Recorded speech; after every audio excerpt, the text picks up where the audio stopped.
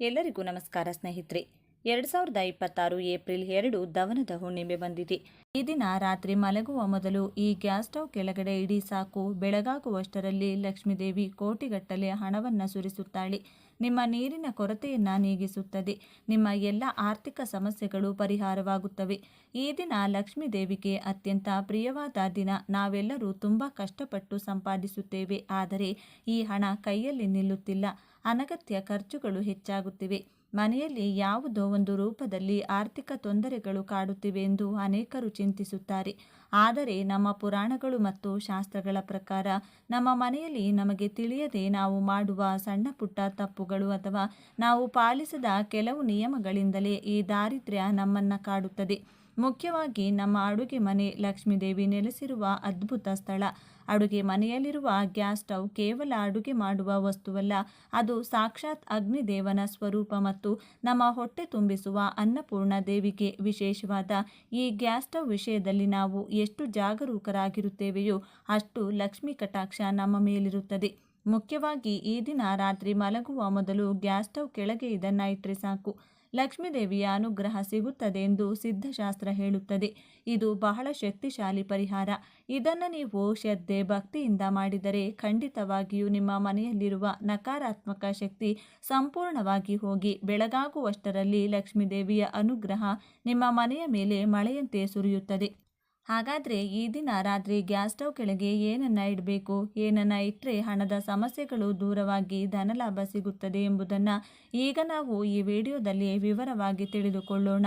ಅಲ್ಲಿ ಸ್ವಲ್ಪ ಇಲ್ಲಿ ಸ್ವಲ್ಪ ನೋಡಿದರೆ ಅರ್ಥವಾಗುವುದಿಲ್ಲ. ಆದ್ದರಿಂದ ಸಂಪೂರ್ಣವಾಗಿ ವಿಡಿಯೋ ನೋಡಿ. ಎಲ್ಲರೂ ಭಕ್ತಿಯಿಂದ ಜೈ ಮಹಾಲಕ್ಷ್ಮಿ ಎಂದು ಕಮೆಂಟ್ ಮಾಡಿ.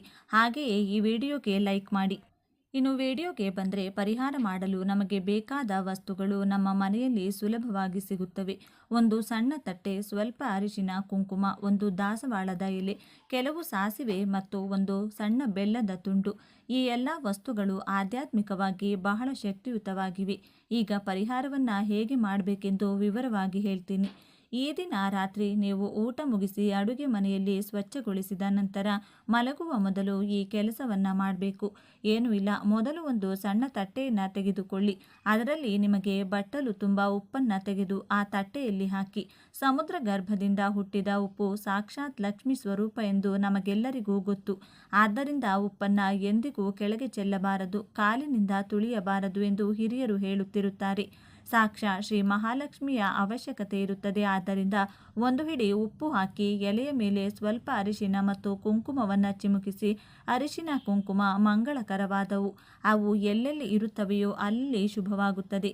ಈಗ ಎಲೆ ಅರಿಶಿನ ಕುಂಕುಮದ ಮೇಲೆ ಒಂದು ದಾಸವಾಳದ ಎಲೆಯನ್ನು ಇಡಿ. ದಾಸವಾಳದ ಹೂವೆಂದರೆ ದೇವಿಗೆ ತುಂಬ ಇಷ್ಟ. ದಾಸವಾಳದ ಎಲೆಗಳಲ್ಲಿಯೂ ಅಷ್ಟೇ ಶಕ್ತಿ ಅಡಗಿರುತ್ತದೆ. ದಾಸವಾಳದ ಎಲೆ ನಮ್ಮ ಕಷ್ಟಗಳನ್ನು ನಿವಾರಿಸುವ ಶಕ್ತಿಯನ್ನು ಹೊಂದಿದೆ. ಹಣವನ್ನು ಆಕರ್ಷಿಸುವ ಶಕ್ತಿ ಇರುವುದರಿಂದ ಈ ಎಲೆಯನ್ನು ಮೇಲಿಟ್ಟ ನಂತರ ಎಲೆಯ ಮೇಲೆ ಕೆಲವು ಸಾಸಿವೆಗಳನ್ನು ಹಾಕಬೇಕು.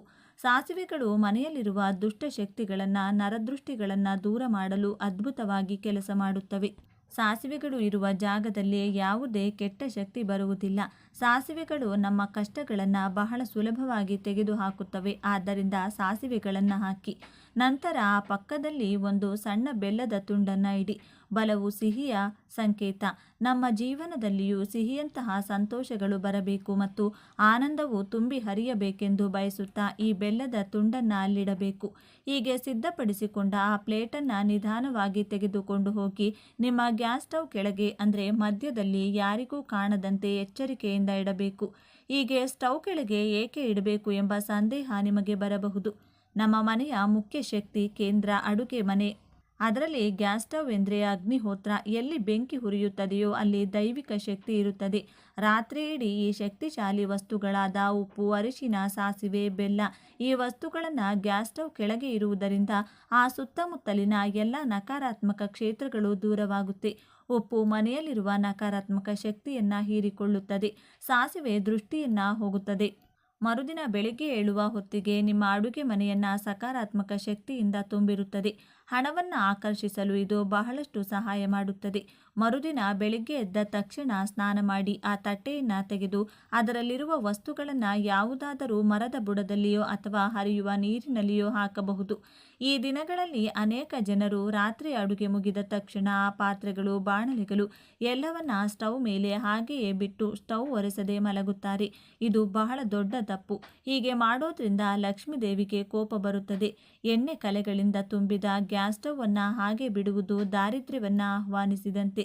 ಗ್ಯಾಸ್ ಸ್ಟವ್ ಲಕ್ಷ್ಮೀ ದೇವಿಯ ಸ್ವರೂಪವಾಗಿರುವುದರಿಂದ ರಾತ್ರಿ ಮಲಗುವ ಮೊದಲು ಅದನ್ನು ಸ್ವಚ್ಛವಾಗಿ ಒರೆಸಬೇಕು. ಸ್ಟವ್ ಮೇಲೆ ಯಾವುದೇ ಪಾತ್ರೆಗಳನ್ನು ಇಡದೆ ಖಾಲಿಯಾಗಿ ಇಡಬೇಕು. ಕೆಲವರು ಗ್ಯಾಸ್ ಸ್ಟವ್ ಮೇಲೆ ಅನಗತ್ಯ ವಸ್ತುಗಳನ್ನಿಡುತ್ತಾರೆ. ಔಷಧಿ ಬಾಟಲಿಗಳಂಥ ವಸ್ತುಗಳನ್ನು ಇಡುತ್ತಾರೆ. ಅದು ಒಳ್ಳೆಯದಲ್ಲ. ಗ್ಯಾಸ್ ಸ್ಟವ್ ಯಾವಾಗಲೂ ಹೊಳೆಯುತ್ತಿರಬೇಕು. ಆಗ ಮಾತ್ರ ನಿಮ್ಮ ಜೀವನವು ಹೊಳೆಯುತ್ತದೆ. ಮುಖ್ಯವಾಗಿ ಬರ್ನರ್ಗಳನ್ನು ಸಹ ಆಗಾಗ ಸ್ವಚ್ಛಗೊಳಿಸುತ್ತಿರಬೇಕು. ವಾಸ್ತುಶಾಸ್ತ್ರದ ಪ್ರಕಾರ ಅಡುಗೆ ಸರಿಯಾಗಿ ಆಗದಿದ್ದರೆ ಅದು ಮನೆಯಲ್ಲಿ ಜಗಳಗಳಿಗೆ ಮತ್ತು ಆರ್ಥಿಕ ತೊಂದರೆಗಳಿಗೆ ಕಾರಣವಾಗುತ್ತದೆ. ಇನ್ನು ಬೆಳಿಗ್ಗೆ ನೀವು ಮಾಡಬೇಕಾದ ಮತ್ತೊಂದು ಪ್ರಮುಖ ಕೆಲಸದ ಬಗ್ಗೆ ಮಾತನಾಡೋಣ. ಬೆಳಗ್ಗೆ ಎದ್ದ ತಕ್ಷಣ ಸ್ನಾನ ಮಾಡಿ ಅಡುಗೆ ಮನೆಗೆ ಹೋಗಿ ಗ್ಯಾಸ್ ಸ್ಟವ್ಗೆ ನಮಸ್ಕರಿಸಬೇಕು. ಅಡುಗೆ ಪ್ರಾರಂಭಿಸುವ ಮೊದಲು ಸ್ಟವ್ ಮೇಲೆ ಸ್ವಲ್ಪ ನೀರು ಚಿಮುಕಿಸಿ ಅಥವಾ ಸ್ವಲ್ಪ ಸ್ಟವ್ವನ್ನು ಒರೆಸಿ. ಸಾಧ್ಯವಾದರೆ ಸ್ಟವ್ನ 2 ಬದಿಗಳಲ್ಲಿ ಸಣ್ಣ ರಂಗೋಲಿ ಹಾಕಿ ನಂತರ ಸ್ಟವ್ ಹಚ್ಚಿ. ಮೊದಲ ಬಾರಿಗೆ ಚಹಾ ಮಾಡದೆ ಹಾಲು ಉಕ್ಕಿಸುವುದನ್ನು ಅಭ್ಯಾಸ ಮಾಡಿಕೊಳ್ಳಿ. ಒಂದು ಸಣ್ಣ ಪಾತ್ರೆಯಲ್ಲಿ ಹಾಲು ಹಾಕಿ ಅದು ಉಕ್ಕಿ ಕೆಳಗೆ ಬೀಳುವಂತೆ ಕಾಯಿಸಿ. ಹಾಲು ಉಕ್ಕುವುದು ಸಮೃದ್ಧಿಯ ಸಂಕೇತ. ಹಾಗೆಯೇ ಹಾಲು ಉಕ್ಕಿ ಪಾತ್ರೆಯಿಂದ ಹೊರಬರುವಂತೆ ನಮ್ಮ ಮನೆಯಲ್ಲಿ ಸಂಪತ್ತು ಮತ್ತು ಸಂತೋಷವು ಉಕ್ಕಿ ಹರಿಯುತ್ತದೆ ಎಂದು ಇದರ ಅರ್ಥ. ಹಾಲು ಉಕ್ಕುತ್ತಿರುವಾಗ ನಿಮ್ಮ ಇಷ್ಟ ದೇವರನ್ನು ಅಥವಾ ಲಕ್ಷ್ಮೀ ದೇವಿಯನ್ನು ಮನಸ್ಸಿನಲ್ಲಿ ನೆನೆದು ನಮ್ಮ ಮನೆ ಯಾವಾಗಲೂ ಹಾಗೆಯೇ ಸಿರಿ ಸಂಪತ್ತುಗಳಿಂದ ತುಂಬಿರಲಿ ಎಂದು ಪ್ರಾರ್ಥಿಸಿ. ಆ ಉಕ್ಕಿ ಹರಿಯುವ ಹಾಲಿಗೆ ಸ್ವಲ್ಪ ಸಕ್ಕರೆ ಹಾಕಿ ನಿಧಾನವಾಗಿ ಮನೆಯವರೆಲ್ಲರೂ ಹಾಲು ಕುಡಿದರೆ ತುಂಬ ಒಳ್ಳೆಯದು. ಈ ದಿನ ಗ್ಯಾಸ್ ಸ್ಟವನ್ನು ಪೂಜಿಸುವುದು ಎಂದರೆ ಸಾಕ್ಷಾತ್ ಆ ಮಹಾಲಕ್ಷ್ಮಿಯನ್ನು ಪೂಜಿಸುವುದು. ಏಕೆಂದರೆ ಮಹಿಳೆಯರು ತಮ್ಮ ಜೀವನದ ಹೆಚ್ಚಿನ ಭಾಗವನ್ನು ಅಡುಗೆ ಮನೆಯಲ್ಲಿ ಕಳೆಯುತ್ತಾರೆ. ಅಡುಗೆ ಮಾಡುವಾಗ ಕಿರಿಕಿರಿಗೊಳ್ಳದೆ, ಕೋಪಗೊಳ್ಳದೆ, ಶಾಂತ ಮನಸ್ಸಿನಿಂದ ಅಡುಗೆ ಮಾಡಿದರೆ ಆಹಾರವು ಅಮೋಘವಾಗಿ ಬದಲಾಗುತ್ತದೆ. ಅದೇ ಜಗಳ ಆಡುತ್ತಾ ಅಥವಾ ಬೈಯುತ್ತಾ ಅಡುಗೆ ಮಾಡಿದರೆ ಆಹಾರ ವಿಷವಾಗಿ ಬದಲಾಗಿ ತಿನ್ನಲು ಅನಾರೋಗ್ಯ ಮತ್ತು ಮನಸ್ತಾಪಗಳು ಬರುತ್ತವೆ. ಆದ್ದರಿಂದ ಗ್ಯಾಸ್ ಸ್ಟವನ್ನು ಕೇವಲ ಯಂತ್ರದಂತೆ ನೋಡಬೇಡಿ, ಅದನ್ನು ದೇವತೆಯಂತೆಯೂ ಭಾವಿಸಿ. ನಾವು ಹೇಳಿದ ಈ ಉಪ್ಪು, ಮಂದಾರ ಎಲೆ ಪರಿಹಾರವು ತುಂಬ ಚಿಕ್ಕದಾಗಿರಬಹುದು, ಆದರೆ ಇದರ ಹಿಂದಿರುವ ಅರ್ಥವು ತುಂಬ ದೊಡ್ಡದು. ನಮ್ಮ ಪೂರ್ವಜರು ಏನೇ ಹೇಳಿದರೂ ಅದರಲ್ಲಿ ಒಂದು ವೈಜ್ಞಾನಿಕ ಮತ್ತು ಆಧ್ಯಾತ್ಮಿಕತೆ ಇರುತ್ತದೆ. ರಾತ್ರಿ ಪರಿಹಾರ ಮಾಡುವುದರಿಂದ ಬೆಳಿಗ್ಗೆ ಮನೆಯ ಪಾಸಿಟಿವ್ ವೈಬ್ರೇಷನ್ನಿಂದ ತುಂಬಿರುತ್ತದೆ. ಯಾವಾಗ ಮನೆ ಶಾಂತವಾಗಿ, ಸ್ವಚ್ಛವಾಗಿ, ಸುಗಂಧದಿಂದ ಕೂಡಿರುತ್ತದೆಯೋ ಅಲ್ಲಿ ಲಕ್ಷ್ಮೀ ದೇವಿ ನೆಲೆಸುತ್ತಾಳೆ. ಕೋಟಿಗಳನ್ನು ಸಂಪಾದಿಸುವುದು ಮುಖ್ಯವಲ್ಲ, ಸಂಪಾದಿಸಿದ ಹಣದಲ್ಲಿ ಸ್ವಲ್ಪವಾದರೂ ಉಳಿಸುವುದು ಮತ್ತು ಅದನ್ನು ಒಳ್ಳೆಯ ಕಾರ್ಯಗಳಿಗೆ ಬಳಸುವುದು ಮುಖ್ಯ. ಇದಕ್ಕೆ ಸಣ್ಣ ಸಣ್ಣ ಸಲಹೆಗಳು ಬಹಳಷ್ಟು ಸಹಾಯ ಮಾಡುತ್ತವೆ. ಆದ್ದರಿಂದ ನಾಳೆ ರಾತ್ರಿ ಪರಿಹಾರ ಮಾಡಿ ನೋಡಿ. ಒಂದು ತಟ್ಟೆಯಲ್ಲಿ ಉಪ್ಪು, ಅರಿಶಿನ, ಕುಂಕುಮ, ದಾಸವಾಳದ ಎಲೆ, ಸಾಸಿವೆ, ಬೆಲ್ಲವನ್ನು ಇಟ್ಟು ಗ್ಯಾಸ್ ಸ್ಟವ್ ಕೆಳಗೆ ಇಡಿ. ನಿಮ್ಮ ಕಷ್ಟಗಳು ಸಾಸಿವೆ ಸಿಡಿದಂತೆ ಮಾಯವಾಗುತ್ತವೆ. ನಿಮ್ಮ ಜೀವನದಲ್ಲಿ ಬೆಲ್ಲದಂತಹ ಸಿಹಿ ಸಿಗುತ್ತದೆ. ಲಕ್ಷ್ಮೀ ದೇವಿಯ ಅನುಗ್ರಹದಿಂದ ನಿಮ್ಮ ಆರ್ಥಿಕ ತೊಂದರೆಗಳು ದೂರವಾಗಿ ಧನಲಾಭವಾಗುತ್ತದೆ. ನಂಬಿಕೆಯಿಂದ ಮಾಡಿ, ಶುಭ ಫಲಿತಾಂಶಗಳನ್ನು ಪಡೆಯಿರಿ. ಇನ್ನು ನಾವು ಈಗ ಹೇಳುವ ಒಂದು ಸಣ್ಣ ಪರಿಹಾರವನ್ನು ಮಾಡಿದರೆ ನಿಮಗಿರುವ ಎಲ್ಲ ರೀತಿಯ ಸಮಸ್ಯೆಗಳು ದೂರವಾಗಿ ಅಪಾರವಾದ ಸಂತೋಷ ಸಿಗುತ್ತದೆ. ಜ್ಯೋತಿಷ್ಯ ತಜ್ಞರು ಏನಾಗಬಹುದು ಎಂದು ಹೇಳುತ್ತಾರೆ. ಆ ಪರಿಹಾರ ಏನು? ಈ ಪರಿಹಾರಕ್ಕೆ 21 ಏಲಕ್ಕಿ, 1 ಬಿಳಿ ಬಟ್ಟೆ ಬೇಕು. ಪ್ರಮುಖ ವಿಷಯವೇನೆಂದರೆ ಈ ಪರಿಹಾರವನ್ನು ಸ್ನಾನ ಮಾಡಿದ ನಂತರ ಮಾತ್ರ ಮಾಡಬೇಕು. ಅಂದರೆ ಸ್ನಾನ ಮಾಡಿದ ನಂತರ ಗಂಟೆಗಳ ಒಳಗೆ ಈ ಪರಿಹಾರವನ್ನು ಮಾಡಬೇಕು. ಈ ಒಂದು ವಿಷಯವನ್ನು ನೆನಪಿನಲ್ಲಿಡಿ. ಏನು ಮಾಡಬೇಕು ಎಂದು ಈಗ ನಾವು ತಿಳಿದುಕೊಳ್ಳೋಣ. ಮೊದಲು ಒಂದು ಬಿಳಿ ಬಟ್ಟೆಯನ್ನು ತೆಗೆದುಕೊಳ್ಳಿ. ಹೊಸದನ್ನು ತೆಗೆದುಕೊಳ್ಳಿ. ಅದರಲ್ಲಿ 11 ಏಲಕ್ಕಿಗಳನ್ನು ಹಾಕಿ. ಏಲಕ್ಕಿಗಳನ್ನು ಗಂಟು ಕಟ್ಟಿ ಈ ಗಂಟನ್ನು ಪೂಜಾ ಕೋಣೆಯಲ್ಲಿ ಅಥವಾ ದೇವರ ಫೋಟೋಗಳ ಹತ್ತಿರ ಇಡಿ. ನಂತರ ಸಾಂಬ್ರಾಣಿ ಹಚ್ಚಿ ಧೂಪವನ್ನು ತೋರಿಸಿ ನಿಮ್ಮ ಮನಸ್ಸಿನಲ್ಲಿರುವ ಹಣಕ್ಕೆ ಸಂಬಂಧಿಸಿದ ಆಸೆಗಳನ್ನು ಹೇಳಿಕೊಳ್ಳಿ. ಹಾಗೆ ಹೇಳಿದ ನಂತರ ಈ ಗಂಟುಗಳನ್ನು ತೆಗೆದು ನಿಮ್ಮ ಮನೆಯ ಮುಖ್ಯ ದ್ವಾರದ ಮೇಲ್ಭಾಗಕ್ಕೆ ಕಟ್ಟಿ. ಹಾಗೆ ಕಟ್ಟಿದ ನಂತರ ಇನ್ನೊಂದು 10 ಏಲಕ್ಕಿಗಳನ್ನು ತೆಗೆದುಕೊಂಡು ಸಣ್ಣ ಬಟ್ಟಲಿನಲ್ಲಿ ಹಾಕಿ 1/2 ಗ್ಲಾಸು ನೀರು ಹಾಕಿ. ಆ ನೀರನ್ನು ಚೆನ್ನಾಗಿ ಕುದಿಸಿ, ಅಂದರೆ ಅರ್ಧ ಗ್ಲಾಸ್ ನೀರು 2 ಚಮಚ ನೀರಾಗುವವರೆಗೂ ಚೆನ್ನಾಗಿ ಕುದಿಸಿ. ಹಾಗೆ ಕುದಿಸಿದ ನಂತರ ನೀರಿನಿಂದ ಎಲೆಗಳನ್ನು ತೆಗೆದು ಆ ನೀರನ್ನು ಬೇರ್ಪಡಿಸಿ. ಈ ನೀರು ತಣ್ಣಗಾದ ನಂತರ ಈ ನೀರನ್ನು ಬಾಗಿಲ ಮೇಲೆ ಕಟ್ಟಿದ ಗಂಟು ಮೇಲೆ ಚಿಮುಕಿಸಿ 2 ಚಮಚ ನೀರು ಬರುವವರೆಗೂ ಕುದಿಸುತ್ತೀರಿ ಅಲ್ಲವೇ? ಆ ನೀರನ್ನು ಬಾಗಿಲ ಮೇಲೆ ಚಿಮುಕಿಸಿ ಹೀಗೆ ಮಾಡಿದರೆ ಖಂಡಿತವಾಗಿಯೂ ನಿಮ್ಮ ಮನೆಯಲ್ಲಿರುವ ಹಣದ ಸಮಸ್ಯೆಗಳು ನಿವಾರಣೆಯಾಗುತ್ತವೆ. ನೀವು ಬಯಸಿದ ಆಸೆ ಈಡೇರುತ್ತದೆ. ಲಕ್ಷ್ಮೀದೇವಿ ನಿಮ್ಮ ಮನೆಯಲ್ಲಿ ನೆಲೆಸುತ್ತಾಳೆ. 4 ದಿಕ್ಕುಗಳಿಂದಲೂ ಹಣ ಆಕರ್ಷಿತವಾಗುತ್ತದೆ. 4 ದಿಕ್ಕುಗಳಿಂದಲೂ ಹಣ ಬರುತ್ತದೆ. ಹಣ ಸಂಪಾದನೆ ಹೆಚ್ಚಾಗುತ್ತದೆ. ಆರ್ಥಿಕ ಸಮಸ್ಯೆಗಳು ನಿವಾರಣೆಯಾಗುತ್ತವೆ. ಅದೃಷ್ಟ ನಿಮ್ಮನ್ನು ಒಲಿಸಿಕೊಳ್ಳುತ್ತದೆ.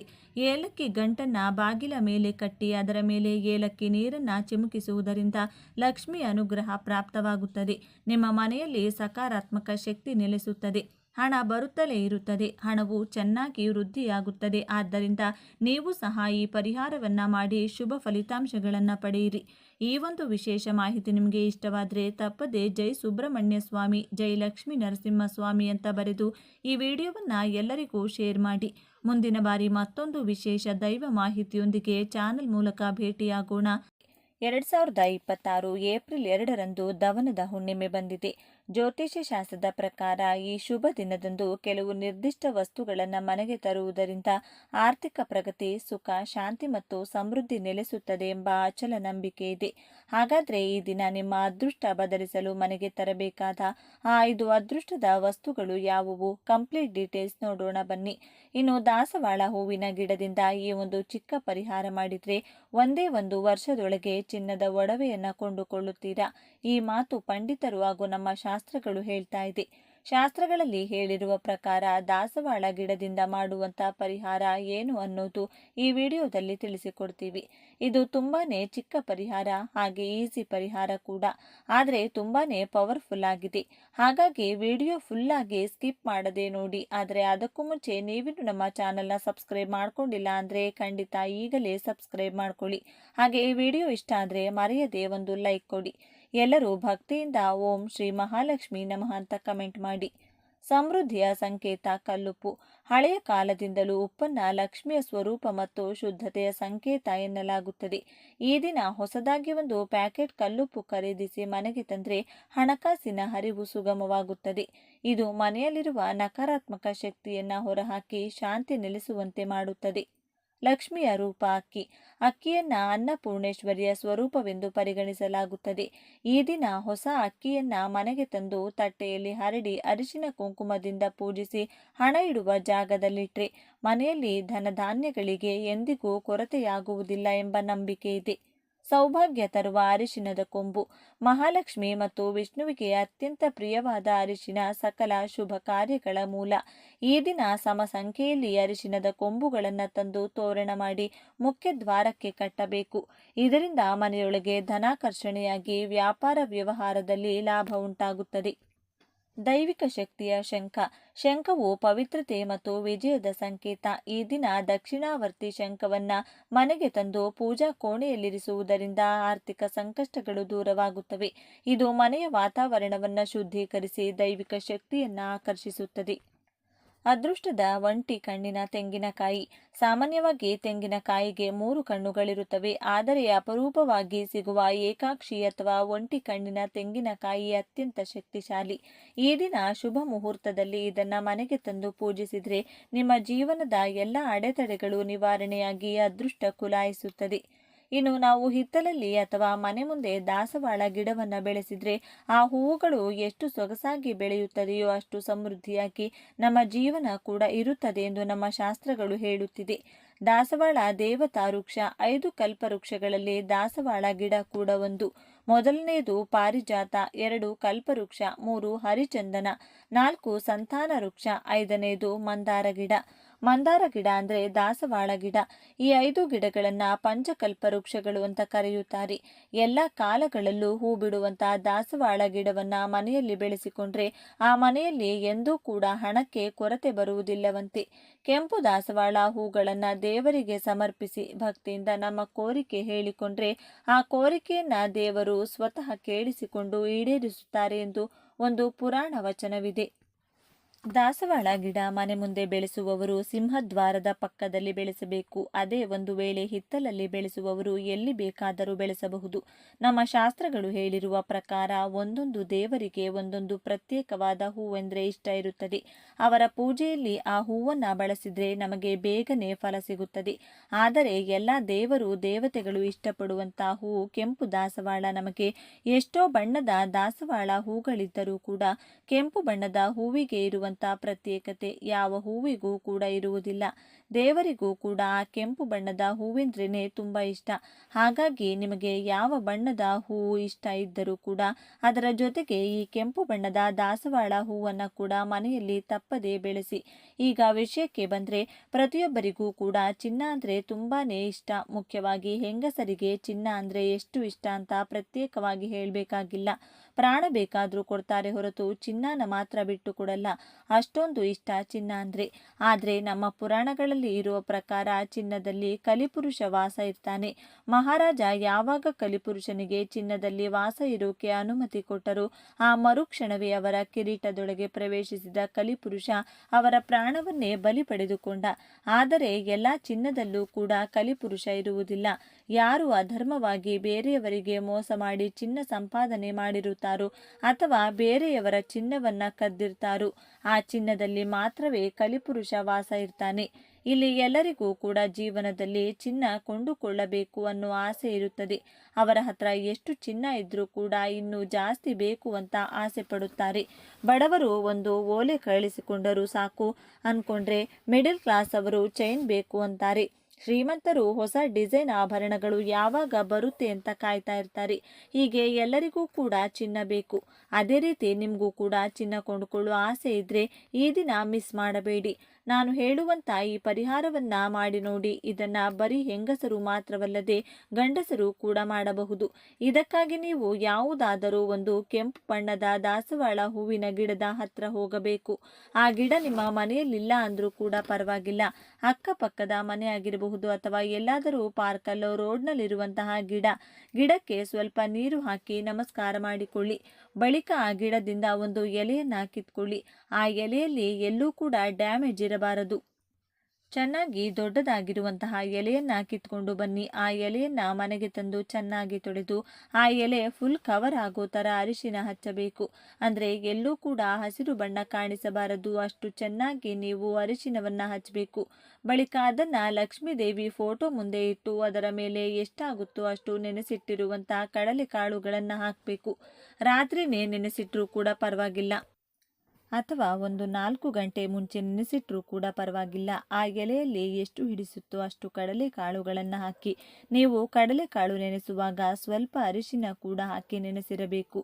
ಈ ರೀತಿ ಎಲೆ ಮೇಲೆ ಅರಿಶಿನ ಹಾಕಿ ಕಡಲೆಕಾಳು ಹಾಕಿದ ಮೇಲೆ ಸ್ವಲ್ಪ ಹೊತ್ತು ಕಣ್ಣು ಮುಚ್ಚಿಕೊಂಡು ಲಕ್ಷ್ಮೀ ದೇವಿಗೆ ನಿಮ್ಮ ಮನಸ್ಸಿನಲ್ಲಿರುವಂತಹ ಕೋರಿಕೆಯನ್ನು ಹೇಳಿಕೊಳ್ಳಿ. ನಿಮಗೆ ಒಡವೆ ಬೇಕು ಅಂದರೆ ಅದನ್ನೇ ಹೇಳಿ. ಹಣ, ಆರೋಗ್ಯ, ಸಿರಿ ಸಂಪತ್ತು, ಐಶ್ವರ್ಯ, ಸಂತೋಷ ಹೀಗೆ ಏನು ಬೇಕೋ ಅದನ್ನ ಕೇಳಿ. ಆದರೆ ಒಂದೇ ಒಂದು ಕೋರಿಕೆ ಮಾತ್ರನೇ ನೀವು ಕೇಳಬೇಕು. ಅದರ ನಂತರ ನೀವು ನಾರ್ಮಲ್ ಆಗಿ ಪೂಜೆ ಮಾಡಿ ಮುಗಿಸಿಕೊಳ್ಳಿ. ದೇವರ ಮುಂದೆ ನೀವಿಟ್ಟಂತಹ ಆ ಎಲೆ ಹಾಗೂ ಕಡಲೆಕಾಳುಗಳನ್ನು ದಿನ ಪೂರ್ತಿ ಅದೇ ರೀತಿ ಬಿಡಬೇಕು. ಹಾಗೇನೆ ಯಾವ ಸಮಯದಲ್ಲೂ ಕೂಡ ದೀಪ ಆರದೇ ಇರೋ ಥರ ನೋಡ್ಕೊಳ್ಳಿ. ಇನ್ನು ಆ ಕಡಲೆಕಾಳು ಅಥವಾ ಆ ಎಲೆಯನ್ನು ಮುಟ್ಟೋದಾಗ್ಲಿ ಕದಲಿಸೋದಾಗ್ಲಿ ಮಾಡೋಕೆ ಹೋಗಬೇಡಿ. ಇನ್ನು ಅಮಾವಾಸ್ಯೆ ನೆಕ್ಸ್ಟ್ ಡೇ ನೀವು ಸ್ನಾನ ಮಾಡಿಕೊಂಡು ಬಿಸಿ ಬಿಸಿಯಾಗಿ ಅನ್ನ ತಯಾರಿಸಿ ಅದರಲ್ಲಿ ಸ್ವಲ್ಪ ಹಾಲು, ಬೆಲ್ಲದ ಪುಡಿ ಹಾಗೂ ತುಪ್ಪ ಬೆರೆಸಿ ಅದನ್ನು ಉಂಡೆ ಥರ ಕಟ್ಟಿ ಲಕ್ಷ್ಮೀ ದೇವಿ ಫೋಟೋ ಮುಂದೆ ಇಡಿ. ನೀವು ನಾರ್ಮಲ್ ಆಗಿ ಪೂಜೆ ಮಾಡಿಕೊಂಡು ಆ ಕಡಲೆಕಾಳುಗಳ ಎಲೆ ಇದೆಯಲ್ಲ, ಇದನ್ನ ನೀವು ಈಗಾಗಲೇ ಲಕ್ಷ್ಮೀ ದೇವಿ ಮುಂದೆ ಇಟ್ಟಿರುವಂತಹ ಅನ್ನದ ಉಂಡೆ ಇದೆಯಲ್ಲ ಅದರ ಮಧ್ಯದಲ್ಲಿ ಭದ್ರವಾಗಿಟ್ಟು ಅದನ್ನ ತಗೊಂಡು ಹೋಗಿ ಯಾವುದಾದರೂ ಹಸುಗೆ ತಿನ್ನಿಸಿಬಿಡಿ. ಒಂದು ವೇಳೆ ನೀವಿರೋ ಜಾಗದಲ್ಲಿ ಯಾವ ಹಸು ಕೂಡ ಸಿಗಲ್ಲ ಅನ್ನೋ ಪಕ್ಷದಲ್ಲಿ ನೀವು ಈ ಅನ್ನ ತಯಾರಿಸೋ ಅಗತ್ಯ ಇಲ್ಲ.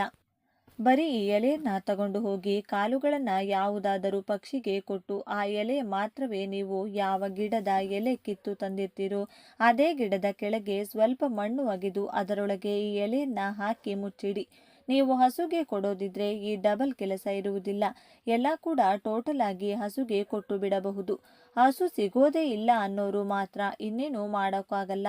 ಈ ರೀತಿ ಪಕ್ಷಿಗೆ ಕಾಳುಗಳನ್ನ ಕೊಟ್ಟು ಎಲೆಯನ್ನ ಮಾತ್ರ ಅದೇ ಗಿಡದ ಕೆಳಗಡೆ ಹೋಗಿ ಹಾಕಬೇಕು. ಈ ಒಂದು ಚಿಕ್ಕ ಪರಿಹಾರ ಮಾಡಿಕೊಂಡ್ರೆ ಖಂಡಿತ 1 ವರ್ಷದ ಒಳಗೆ ನೀವು ಕೇಳಿರುವಂತ ಕೋರಿಕೆ ಈಡೇರುತ್ತದೆ. ಒಂದು ವೇಳೆ ಚಿನ್ನ ಬೇಕು ಅಂತ ನೀವು ಕೇಳಿದ್ರೆ 1 ವರ್ಷದ ಒಳಗಡೆ ನಿಮ್ಮ ಚಿನ್ನ ಕೊಂಡುಕೊಳ್ತೀರಾ. ನೀವು ಒಂದು ವೇಳೆ ತುಂಬಾ ಬಡವರಾಗಿದ್ದು ಅಥವಾ ದಿನಗೂಲಿ ಮಾಡ್ತಾ ಇದ್ರೂ ಕೂಡ ಚಿನ್ನವನ್ನ ಕೊಂಡುಕೊಳ್ತೀರಾ. ಅಥವಾ ಯಾವುದೋ ಒಂದು ರೂಪದಲ್ಲಿ ಚಿನ್ನ ತಪ್ಪದೆ ನಿಮ್ಮ ಕೈ ಸೇರುತ್ತದೆ. ಆ ಅದೃಷ್ಟವನ್ನ ಸ್ವತಃ ಲಕ್ಷ್ಮೀ ದೇವಿಯೇ ನಿಮಗೆ ಕೊಡ್ತಾರೆ. ಹಾಗಾಗಿ ಸ್ನೇಹಿತರೆ, ಮಿಸ್ ಮಾಡಿಕೊಳ್ಬೇಡಿ. ಈ ಚಿಕ್ಕ ಪರಿಹಾರವನ್ನ ಮಾಡಿಕೊಂಡು ನಿಮ್ಮ ಕೋರಿಕೆಯನ್ನ ಈಡೇರಿಸಿಕೊಳ್ಳಿ. ಈ ವಿಡಿಯೋ ನಿಮಗೆ ಇಷ್ಟ ಆದರೆ ಲೈಕ್ ಮಾಡಿ, ಶೇರ್ ಮಾಡಿ. ಇಂಥ ಹೆಚ್ಚಿನ ಉತ್ತಮ ಮಾಹಿತಿಗಳಿಗಾಗಿ ತಪ್ಪದೆ ನಮ್ಮ ಚಾನೆಲ್ನ ಸಬ್ಸ್ಕ್ರೈಬ್ ಮಾಡಿಕೊಳ್ಳಿ. ನಾಳೆ ಮತ್ತೊಂದು ವಿಡಿಯೋದೊಂದಿಗೆ ಭೇಟಿಯಾಗೋಣ. ಧನ್ಯವಾದಗಳು.